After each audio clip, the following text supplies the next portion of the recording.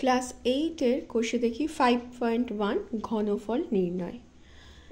ঘনফল কথাটা তোমাদের কাছে নতুন, তোমরা আগে বর্গ করেছো, কোনো সংখ্যা স্কোয়ার বার করেছো। আজ আমরা শিখব ঘনফল কি। দেখো আমি কতগুলো নাম্বার লিখে রেখেছি।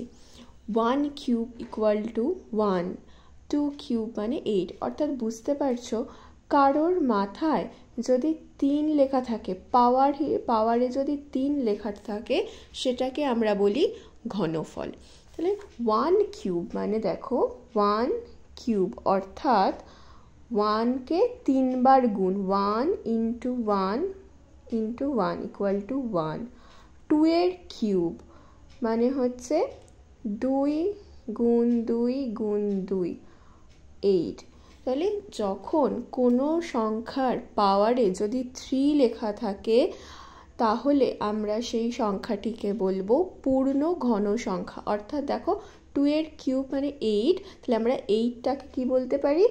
8টাকে বলতে পারি পূর্ণ ঘন সংখ্যা। তাহলে ঘনফল যদি নির্ণয় করতে বলে, তাহলে আমাদের সেই সংখ্যারকে 3 বার গুণ করতে হবে। তাহলে দেখো 3 কিউব মানে কত? তাহলে 3 কিউব মানে হচ্ছে 3 গুণ 3 গুণ 3 মানে 27। একইভাবে 4 কিউব মানে 64, 5 কিউব মানে 125। এইভাবে আমরা করব।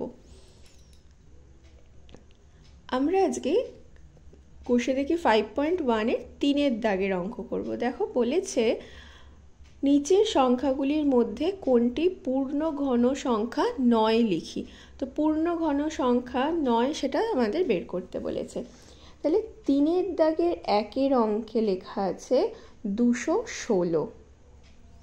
দেখো আমরা অলরেডি এখানে বার করে ফেলেছি, কিন্তু 6 কিউব হচ্ছে 6 কিউব মানে 216। তাহলে আমরা তো এটা লিখে দিতে পারি যে 216 একটি পূর্ণ ঘন সংখ্যা। কিন্তু ধরো তোমাদের এইটা মনে নেই, মানে এখানে আমি এটা লিখে রেখেছি, তো সহজেই আমি দেখে বলে দিলাম যে এটা তো পূর্ণ ঘন সংখ্যা। কিন্তু তোমাদের যদি মনে না থাকে, তাহলে তোমরা কিভাবে করবে? আমরা কি করব, 216কে বিশ্লেষণ করব উৎপাদকে। তো দেখো আমরা যদি 216কে বিশ্লেষণ করি কি পাবো? 2 1 2, 0 2 8 16, 108 হলো। আবার 2 দিয়ে যাবে, 2 5 10, 2 4 8, 2 2 4, 2 7 14, 3 9 27, 3 3 9। তাহলে 216কে আমরা উৎপাদকে বিশ্লেষণ করে কি কি পেলাম দেখো। 2 গুণ 2 গুণ 2, দেখো কটা 2 পেয়েছি? 3টে 2। আর কটা 3 পেলাম? 3টে। তাহলে আমরা লিখতে পারি তো 2 এর মাথাতেও কিউব আর 3 এর মাথাতেও কিউব লিখতে পারি। তাহলে 216 আসলে 6 এর কিউব। 6কে 3 বার যদি আমরা গুণ করি, তাহলে 216 পাবো। তাহলে আমরা এখানে বুঝতেই পারছি যে 216 একটি পূর্ণ ঘন সংখ্যা। তাহলে এইভাবে আমরা বার করব যে কোনটা পূর্ণ ঘন সংখ্যা আর কোনটা পূর্ণ ঘন সংখ্যা নয়। 2 নম্বরের অঙ্কটা দেখো। 2 নম্বরের অঙ্কটা দিয়েছে 343। তাহলে আমরা এইভাবে বিশ্লেষণ করে নিতে পারি। দেখো এখানে 7-এর কিউব হচ্ছে 343, আমরা এখানে করেছি। তাহলে দেখেই বুঝতে পারছি যে এটা একটা পূর্ণ ঘন সংখ্যা। তাহলে 343কে আমরা যদি এখানে বিশ্লেষণও করি, তাহলে সেটা করে দেখাচ্ছি কিভাবে করব। তাহলে লিখব 7 দিয়ে যাবে এটা,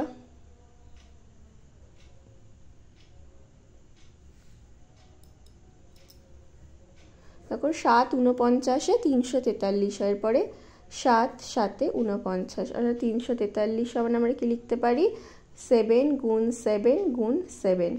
তাহলে কি 7-এর কিউব লিখতে পারছি। অর্থাৎ এটি কি সংখ্যা?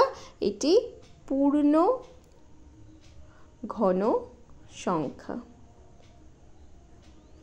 আমাদের কি চেয়েছে, বলেছে কোনটি পূর্ণঘন সংখ্যা নয় লিখি। তাহলে আমাদের কিন্তু প্রত্যেকটা সংখ্যা বের করেই লিখতে হবে। তাহলে 3 নম্বরে দেখো কি লেখা আছে। 3 নম্বরে লেখা আছে 1024।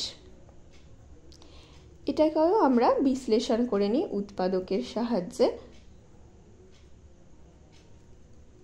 দেখো শেষে যেহেতু 4 আছে, অতএব এটি 2 দ্বারা বিভাজ্য। তাহলে এটা আমরা করি 2 5 10, 2 1 2, 2 2 4, আবার 2 2 4, 2 5 10, 2 2 4, 1 2 5 2 6 12, 2 1 2, 2 2 4, 2 8 16, 2 6 12, 2 4 8, 2 3 6, 2 2 4 32, আবার 2 16, 2 8, 2 4 2 2। দেখো আমরা এখানে গুনে নিই কটা 2 আছে। 1 2 3 4 5 6 7 8 9 10। তাহলে দেখো আমরা লাইনটা আগে লিখি। 10টা 2 আছে, ঠিক আছে। 1 2 3 4 5 6 7 8 9 10। আমরা প্রথমে কি করব, 3টে করে 2 নেব। দেখো এই প্রথম 3টে 2 এর থেকে লিখতে পারি 2 কিউব ইন্টু এই 3টে 2 নিলাম 2 কিউব, আর দেখো এই 3টে 2 নিলাম 2 কিউব। কিন্তু শেষে তাও একটা 2 পড়ে আছে, তার মাথায় কিন্তু আমরা কিউব লিখতে পারলাম না। অতএব এটা কিন্তু পূর্ণঘন সংখ্যা নয়। তাহলে আমরা কি, তাহলে পূর্ণঘন সংখ্যা পেতে গেলে কিন্তু প্রত্যেকের মাথায় কিউব লিখতে হবে। এখানে যেহেতু আমি এই 2টা মাথায় কিউব লিখতে পারলাম না, তাই জন্য এটি পূর্ণঘন সংখ্যা নয়। বুঝতে পেরেছো? 4 নম্বর অঙ্কটাই দেখো। 4 নম্বর অঙ্কটায় আছে 324। তাহলে আমরা করি 4 নম্বর অঙ্কটা 324। এটিকে উৎপাদকে বিশ্লেষণ করে নিই। তাহলে 4 আছে, তার মানে এটা 2 দিয়ে যাবে।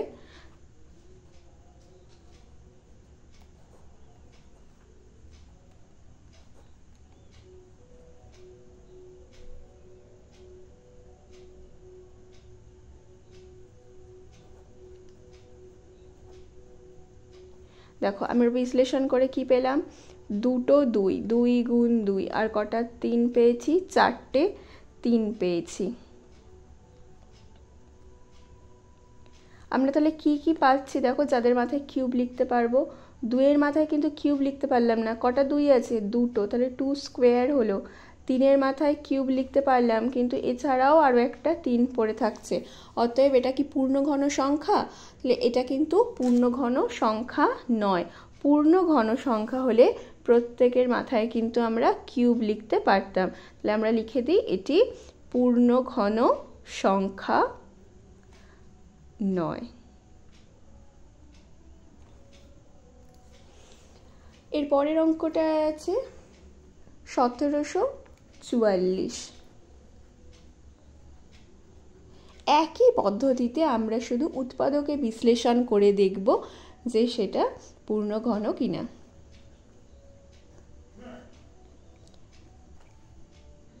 দেখো 1744, এটাও 2 দিয়ে যাবে। 2 8 16, 2 7 14, 2 2 4, 2 4 8, 2 3 6, 2 6 12, আবার 2 2 4, 2 1 2,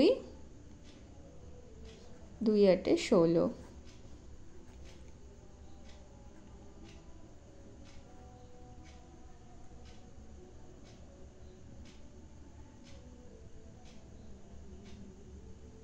তাহলে দেখো এটা শেষে কত আসছে, শেষে 109 আসছে। 109কে তো আর কোনো সংখ্যা দিয়ে বিভাজ্য নয়। 109 কি কোনো সংখ্যা দিয়ে বিভাজ্য? তিন দেখো শেষে যেহেতু 9 আছে, তার মানে এটা কিন্তু 2 দিয়ে যাবে না। আর 3-এর বিভাজ্যতার নিয়ম তোমরা জানো। 3-এর বিভাজ্যতার নিয়ম কি? পাশাপাশি যোগ করে দেখতে হবে। দেখো পাশাপাশি যোগ করলে কত হচ্ছে? 10 হচ্ছে। তো 10 হচ্ছে যেহেতু, তাই জন্য এটা 3 দিয়ে বিভাজ্য নয়। সুতরাং এই সংখ্যাটি 3 দিয়ে বিভাজ্য নয়। অর্থাৎ আমরা বলে দিতে পারি যে 1744 পূর্ণঘন সংখ্যা নয়।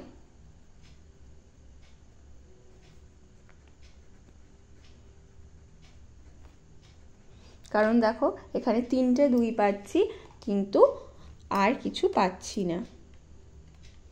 আর কারো মাথায় কিউব লিখবো সেটা কিন্তু আমরা পাচ্ছি না, তাই আমরা বলবো যেটা পূর্ণঘন সংখ্যা নয়। পরেরটা দেখো, 6টা বলেছে 1372। এটাকেও আমরা উৎপাদকে বিশ্লেষণ করে নিই। ও কত হচ্ছে? 1372কে 2 দিয়েই যাবে। 2 6 12, 2 8 16, 2 6 12, বা 2 3 6, 2 4 8, 2 3 6, 343। এটাকে যাবে 7 দিয়ে যাবে তোমার 7 49-এ 343 হয়, 7 7-এ 49 হয়। তাহলে দেখো 1372 সমান কত হচ্ছে? দুটো 2 আর 3টে 7 হচ্ছে। লিখলাম। দেখো 2-এর মাথায় কি স্কোয়ার লিখতে পারছি, কিউব কি লিখতে পাচ্ছি? কারণ 2 তো মাত্র দুটো আছে, তাই 2-এর মাথায় স্কোয়ার হলো, আর 7-এর মাথায় কিউব হলো। অর্থাৎ 1372 পূর্ণ ঘন সংখ্যা নয়।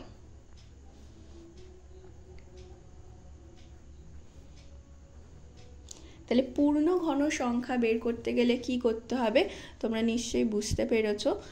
পরের ভিডিওতে আমরা 5 6 7-এর অঙ্কগুলো করব। ততদিন তোমরা এই চ্যাপ্টারের ঘনফল নির্ণয়টা কিভাবে করতে হয় সেটা একটু মন দিয়ে প্র্যাকটিস করো।